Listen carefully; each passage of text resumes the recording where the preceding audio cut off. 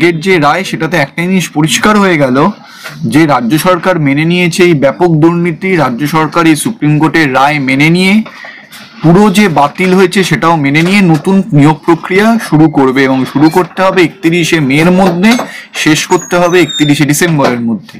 এই যে পিরিয়ডটা, এই পিরিয়ডে যাতে স্কুলগুলো সচল থাকে তাই জন্য শুধুমাত্র যাদের বিরুদ্ধে এখনো অবধি সেইরকম অভিযোগ পাওয়া যায়নি তারা শিক্ষক, সেসব শিক্ষকরা স্কুলে এই কটা মাস পড়াবে, কিন্তু তাদের কন্টিনিউ করতে গেলে পরীক্ষায় পাশ করলেই তারা কন্টিনিউ করতে পারবে। কিন্তু প্রশ্নটা উঠছে, এই যে রিভিউ পিটিশনের কথা উঠেছিল, সেই রিভিউ পিটিশন হওয়ার সম্ভাবনা রইল কি আর? দেখুন, আপনি যদি টেকনিক্যালি বলেন যে কেউ যে কোনো সময় রিভিউ করতে পারে, কিন্তু সেই রিভিউ পিটিশনের ভবিষ্যৎ আর কিছু থাকলো না। কারণ বেসিক্যালি রাজ্য সরকার, পর্ষদ, কমিশন সবাই মেনে নিল আমরা এই রায় মেনে নিচ্ছি এবং আমরা নতুন পরীক্ষা নেব। যেখানে যারা নিয়োগ করবে, যারা এমপ্লয়ার, তারা মেনে নিচ্ছে দুর্নীতি হয়েছে, আমরা নতুন পরীক্ষা নেব, তাই যারা বেনিফিশিয়ারি তাদের আর কোনো অধিকার থাকে না। এবং এতে একটা জিনিস পরিষ্কার হয়ে গেল যে এতদিন করে কিভাবে রাজ্য সরকারের বিভিন্ন দপ্তর বা বিভিন্ন মন্ত্রীরা, নেতারা মিথ্যাচার করে গেছে, বলেছে আমরা কারোর চাকরি যেতে দেব না, আমরা সবার সঙ্গে আছি। এদিকে রাজ্য সরকার নিজেই বলে নিয়েছে ইমিডিয়েট পরীক্ষা নাও, জাজমেন্টের অর্ডার নেবে, আর অন্যদিকে মঞ্চে উঠে বলছে কারোর চাকরি যাবে না, কাউকে চাকরি খোয়াতে আমি দেব না। কিন্তু আলটিমেটলি এই যে নতুন পরীক্ষা, এতে অনেকেরই চাকরি চলে যাওয়ার সম্ভাবনা আছে। আচ্ছা, মুখ্যমন্ত্রী বলেছিলেন যে যোগ্যদের পাশে থাকবেন, অযোগ্যদের জন্য ব্যবস্থা করবেন, তাহলে এই যে প্রতিশ্রুতি, এই প্রতিশ্রুতিগুলোর দাম কতটা রইল? শুনুন, এই প্রতিশ্রুতি যখন দিয়েছে তখনও ওই প্রতিশ্রুতির ভ্যালু ছিল 0, আর এখনো সেই প্রতিশ্রুতির ভ্যালু 0ই আছে। কারণ উনি যেদিন প্রতিশ্রুতি দিচ্ছেন 7 তারিখ, তার আগেই ওনার শিক্ষা দপ্তর অলরেডি চিঠি দিয়ে জানিয়ে দিয়েছে যে আমরা এই রায় মেনে নিয়ে নতুন করে পরীক্ষা নেব। এই যে এই প্রতিশ্রুতিগুলো দিয়েছে, এগুলো রাজনৈতিক প্রতিশ্রুতি, মিথ্যাচার, বিভ্রান্ত করার প্রতিশ্রুতি। এই সামনের ইলেকশনের কথা ভেবে উনি এরকম মিথ্যাচার করবেন, করে যদি কোনোভাবে ভোটে কোনো প্রভাব ফেলা না যায়। কিন্তু আজকে এটা প্রমাণিত যে রাজ্য সরকারই চেয়েছে যে তারা কোনো যোগ্যর তালিকা বার করবে না, এবং রাজ্য সরকারই চেয়েছে নতুন করে পরীক্ষা নিতে, কারণ রাজ্য সরকার যোগ্যদের পাশে নেই। আচ্ছা, এটা কি তাহলে এই যে ব্রাত্য বসু বলেছিল 21শে এপ্রিল একটা শিক্ষামন্ত্রী তিনি এক মিরর ইমেজ দিতে পারে, যোগ্য অযোগ্য তালিকার একটা প্রকাশের সম্ভাবনা রয়েছে, তাহলে কি এটা মিথ্যা প্রতিশ্রুতি হয়ে গেল? দেখুন, ওএমআর শিট তো ওনাদের প্রকাশ করতে হবেই, কারণ ডিভিশন বেঞ্চ এই রায় দিয়েছে যে 22 লক্ষ ওএমআর প্রকাশ করতে হবে।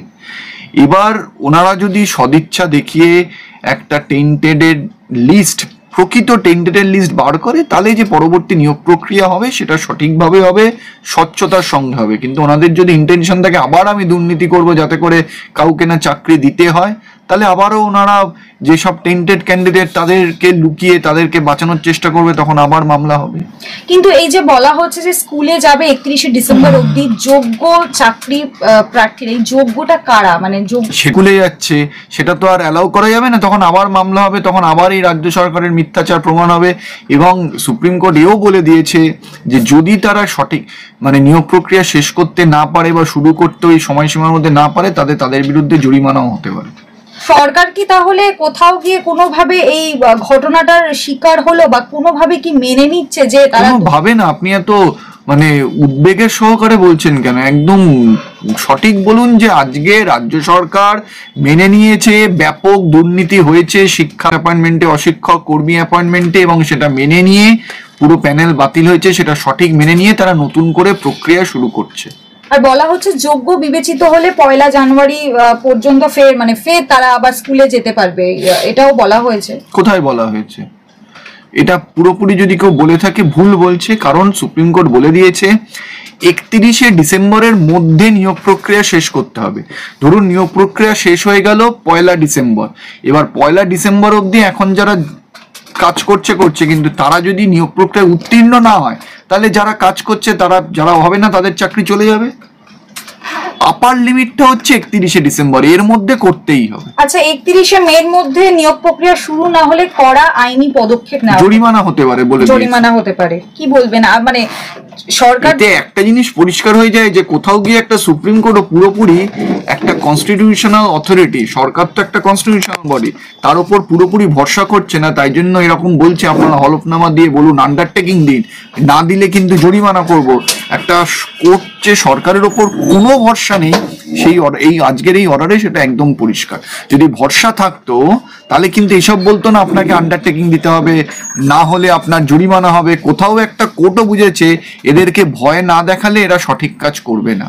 তাহলে এই 26,000-এর মধ্যে এই যোগ্য অযোগ্য মানে বাছাই যেটা রয়েছে সেই প্রক্রিয়াটা রাজ্য সরকার কিভাবে করবে, আর মানে কিভাবে করবে, কবে করবে? দেখুন, কিছু কিছু বাছাই এসএসসি তো করেই দিয়েছে, যে যেগুলো সুপ্রিম কোর্টে তার অ্যাডমিট করেছে, যেরকম র্যাঙ্ক জাম্পিং সেটা তো করতেই পারবে, ওয়েমার করতে পারবে, আউট অফ প্যানেল করতে পারবে, কারা কারা এক্সপায়ারির পরে চাকরি পেয়েছে, সেকেন্ড ফেজ অফ কাউন্সিলিং এর পর থেকে যেটা সুপ্রিম কোর্ট বলেছে তাদের নাম পাবলিশ করুক, তাদের নাম পাবলিশ করে যেটা আপাতত অ্যাকসেপ্টেড প্রমাণিত তারা বাদ দিয়ে বাকি যারা আছে তারা করবে। এই যে নামগুলো আপনারা পাবলিশ হওয়ার কথা বলছেন, এই যে যোগ্যদের নাম পাবলিশ হলো আর অযোগ্যদের নামও পাবলিশ হলো, তাহলে কি সরকার কোনোভাবে চাপের সম্মুখীন হবে? কারণ অযোগ্যরা তো কিভাবে, দেখুন আমরা তো ভেবেছিলাম সত্যি হয়তো সরকারের কোনো সদিচ্ছা আছে, তারা অযোগ্যদের তালিকা দেবে, প্রকৃত যোগ্যের তালিকা দেবে, তারা গিয়ে সুপ্রিম কোর্টে বলবে যে দেখুন এই যোগ্যর তালিকা।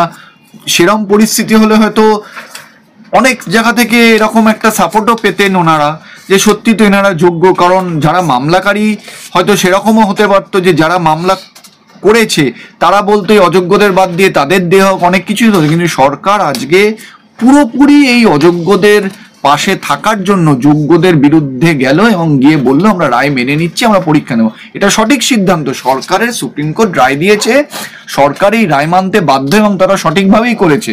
কিন্তু অসুবিধাটা করেছে যে সংকীর্ণ রাজনীতির জন্য এই দিল্লিতে পাঠিয়ে আন্দোলন, ব্রাত্য বসুর সঙ্গে মিটিং, এগুলো ছিল লোক দেখানো রাজনীতি, আর পুরো জিনিসটাকে আরো বিভ্রান্ত সৃষ্টি করা। এটা কি সরকারের কাইন্ড অফ একটা বোকামো বলা চলে? বোকামো বলবো, বোকামো তো লোকে না বুঝে করে, এটা ইচ্ছাকৃতভাবে করেছে যাতে করে এই বিভ্রান্ত সৃষ্টি করা যায় যোগ্য অযোগ্যদের মধ্যে। কারণ সরকার কোনোদিনও এই যোগ্যদের পাশে ছিল না। যদি সত্যি যোগ্যদের পাশে থাকতো, আপনারা মনে থাকবেন 7 তারিখ মমতা ব্যানার্জি বলছে কোনো যোগ্যর চাকরি যাবে না, আমরা রিভিউ করব, কাউকে নতুন পরীক্ষায় বসতে হবে না। কিন্তু 7 তারিখের আগে ওনার দপ্তর চিঠি দিয়ে বলছে আমরা রায় মেনে নিচ্ছি, আপনি নতুন পরীক্ষা নিন। তার মানে এটা পুরোপুরি মিথ্যাচার, জেনে বুঝে মিথ্যাচার, একদমই জেনে বুঝে মিথ্যাচার, শুধুমাত্র